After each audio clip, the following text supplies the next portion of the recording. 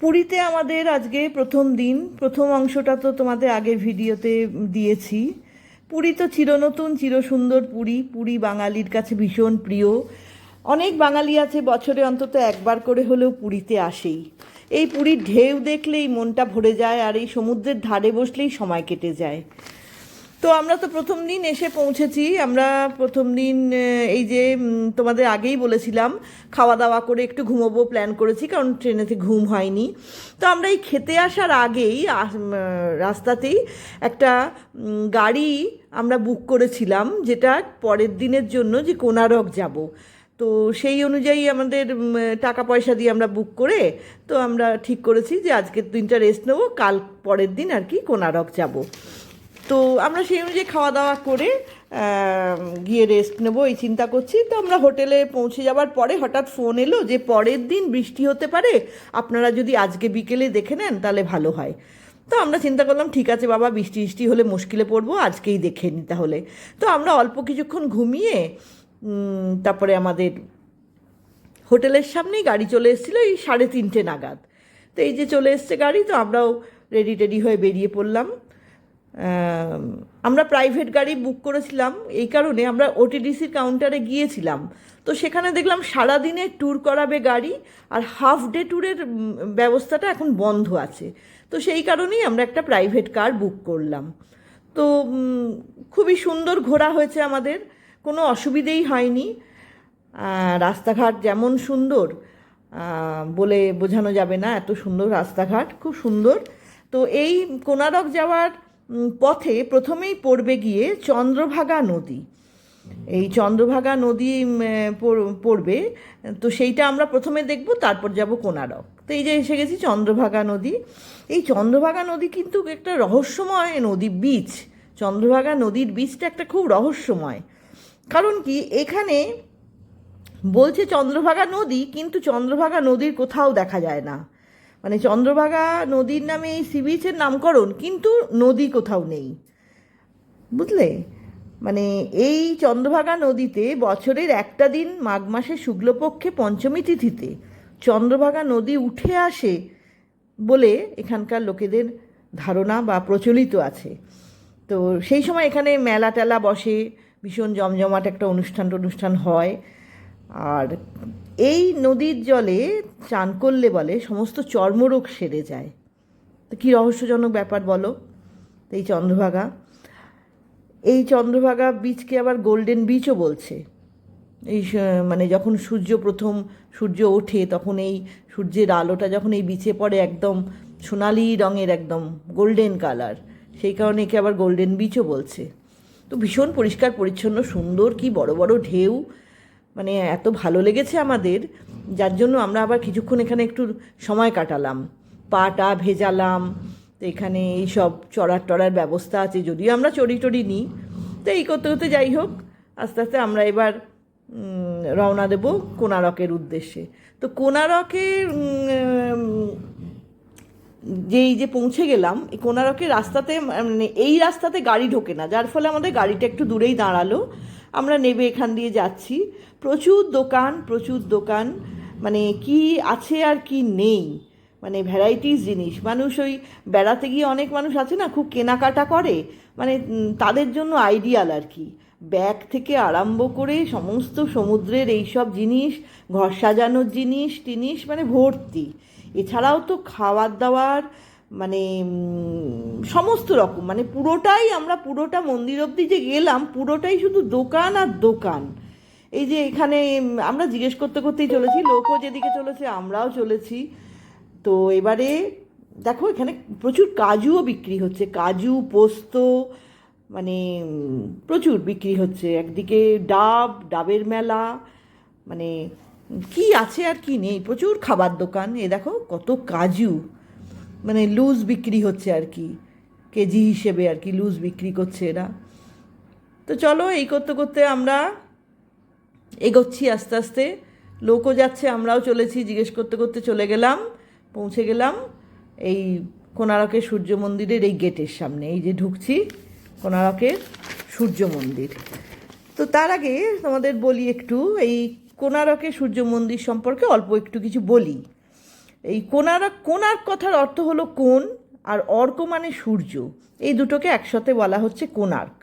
সূর্য যখন ওঠে পূর্ব দিক থেকে, তখন সেই প্রথম সূর্যের কিরণ এই মন্দিরের নাটমণ্ডপকে ভেদ করে ভেতরের যে সূর্য মন্দির আছে সেখানে গিয়ে পড়ে, একদম সরাসরি পড়ে। সেই কারণে এই মন্দিরকে সূর্য মন্দির বলে। পূর্ববঙ্গ রাজা নরসিংহ দেব 1255 সালে তার বাংলা জয়ের স্মারকরূপে চন্দ্রভাগা নদীর তীরে এই মন্দিরটি প্রতিষ্ঠিত করেন। অবশ্য আরেকটা অন্য মতও আছে, সেটা হলো শ্রীকৃষ্ণের পুত্র সাম্য ছিলেন অসম্ভব রূপবান। যখন শ্রীকৃষ্ণ তার গোপিনীদের সাথে লীলা খেলায় মত্ত, তখন সাম্য নারদমুনির ছলনাতে সেখানে গিয়ে উপস্থিত হন। তখন শ্রীকৃষ্ণ তার পুত্র সাম্যকে দেখে খুব রেগে যান এবং তিনি সাম্যকে অভিশাপ দেন। আসলে ব্যাপারটা হয়েছিল কি, সাম্য ওখানে যাওয়ার পরে গোপিনীরা শ্রীকৃষ্ণকে ছেড়ে সাম্যর প্রতি আকৃষ্ট হয়েছিলেন। এটা শ্রীকৃষ্ণের খুব খারাপ লাগে এবং তিনি নিজের সন্তান সাম্যকে অভিশাপ দেন যে এই রূপ তোমার থাকবে না, এই রূপ তোমার নষ্ট হয়ে যাবে এবং তুমি রোগগ্রস্ত হবে। সাম্য তখন কুষ্ঠরোগে আক্রান্ত হন। তখন সাম্য এইখানে সমুদ্রের ধারে এসে তপস্যা শুরু করেন। সেই তপস্যার ফলে তার রোগ মুক্তি ঘটে এবং তখন নাকি তিনি এই কোণারকের মন্দির তৈরি করেছিলেন। তবে এটা মাইথোলজিক্যাল গল্প, আর ইতিহাস বলছে এটা নরসিংহদেবের তৈরি। যাই হোক, শোনা যায় এই মন্দিরে যতবার পুজো করার চেষ্টা হয়েছে পুজো সফল হয়নি। এও শোনা যায় রাজা নরসিংহদেব এই মন্দির তৈরি করার সময় কারিগরদের একটা নির্দিষ্ট সময় ধরে দিয়েছিলেন। সেই সময়ের মধ্যে শেষ করতে না পারলে তাদের হত্যা করা হবে বলে এই ধরনের নানা রকম গল্পকথাও প্রচলিত আছে। আবার শোনা যায় একটি 13 বছরের বালক এই মন্দিরের ওপর থেকে ঝাঁপ দিয়ে আত্মহত্যা করেছিলেন। তারপর থেকে এই মন্দিরে পুজো আচ্ছা বন্ধ হয়ে যায়। তবে এই মন্দির ধ্বংসের পেছনে অনেকগুলি কারণ আছে। এই মন্দিরের মাথায় একটা 52 টন চুম্বক ছিল। মন্দিরের 8 দিকে 8টা স্তম্ভেও আরও 8টা চুম্বক ছিল। এই চুম্বকগুলোর আকর্ষণ ও বিকর্ষণ শক্তির ফলে এই মন্দিরে যে সূর্য মূর্তি স্থাপিত হয়েছিল সেই মূর্তি ভাসমান অবস্থায় থাকতো। কিন্তু মুশকিলটা হলো পর্তুগিজ নাবিকরা যখন এই মন্দিরের পাশ দিয়ে জাহাজ নিয়ে যেতেন, তখন এই মন্দিরের চুম্বকের আকর্ষণ শক্তির জন্য নাবিকদের জাহাজ নিয়ে বঙ্গোপসাগরের দিকভ্রষ্ট হতো এবং তাদের পথ চলতে অসুবিধে হতো। তারা এই মন্দিরটাকে বলতেন ব্ল্যাক প্যাগোডা, আর জগন্নাথ দেবের মন্দিরটাকে বলতেন হোয়াইট প্যাগোডা।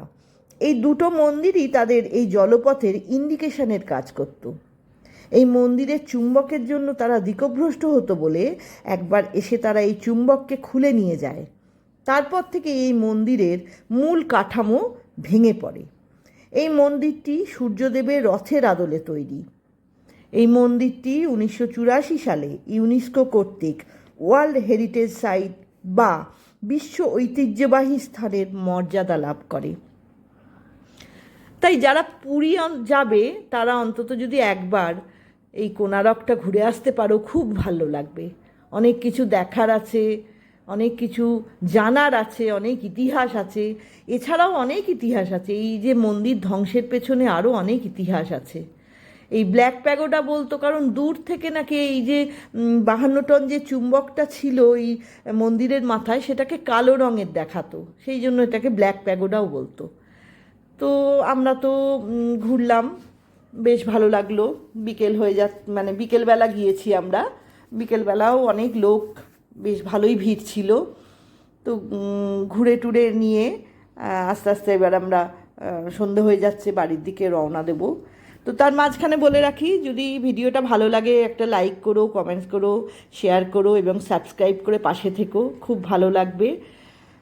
আর এই যে পারলে একবার পুরী গেলে অবশ্যই কোণারক যাবে। কোণারকটা খুব সুন্দর, বেশ পরিষ্কার পরিচ্ছন্ন। আর আস্তে আস্তে তো এই জিনিসগুলো নষ্ট হয়ে যাচ্ছে, যতটা দেখে নেওয়া যায় আর কি। তো সেই কারণে আমরা আবার একটু বসলাম আর কি। বিকেলের এই পড়ন্ত বেলায় এত সুন্দর লাগছে এই পরিবেশটা, মানে বলে বোঝাতে পারবো না। এই দেখো, খুব সুন্দর।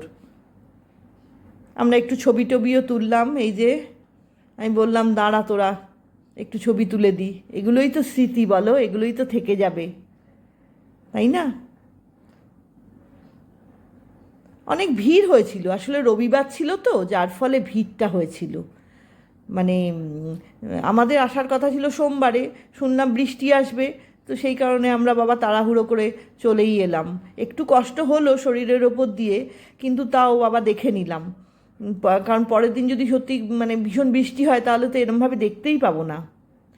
তো এই যে এবার আমরা ফিরছি, স্ট্রিট লাইট সব জ্বলে গেছে, রাস্তা দেখো কি দারুণ দেখতে লাগছে, দুদিকে আলো জ্বলছে, আমরা চলেছি। তো চলো, আজকের মতো ব্লগটা এখানেই শেষ করলাম। ভালো লাগলে অবশ্যই একটা লাইক করো, কমেন্টস করো, শেয়ার করো, সাবস্ক্রাইব করে পাশে থেকো। আর চলি, টাটা।